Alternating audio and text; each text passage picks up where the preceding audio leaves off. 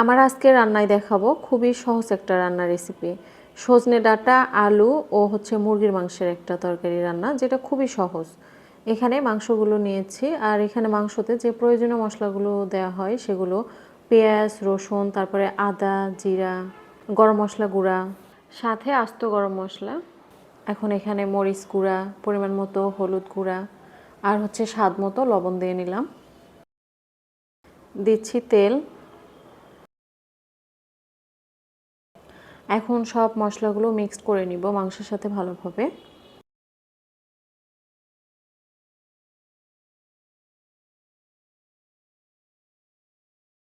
Mixed করা শেষে এখন ঢেকে দিব। আমি সজনে আলু দেওয়ার আগে কিছুটা মাংস তুলে রাখবো। আমি সব মাংস দিয়ে রান্না করব না, কারণ সজনে আলুর পরিমাণ খুবই কম নিয়েছি।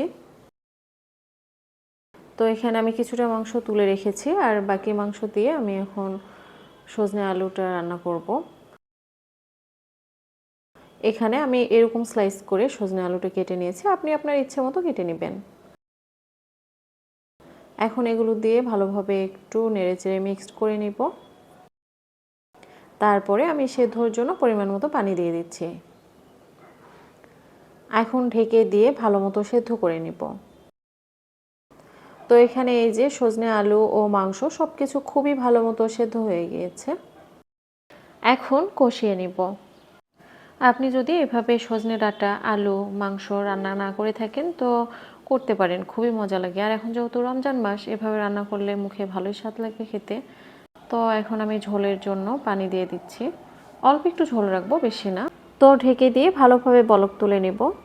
কিছুক্ষণ পরে এই যে দেখুন তরকারির ফাইনাল লুক। মাংস, সজনে ও আলু দিয়ে এই তরকারিটা আমার খুবই মজা লাগে খেতে। আপনিও রান্না করে দেখতে পারেন, আশা রাখি আপনারও অনেক বেশি মজা লাগবে।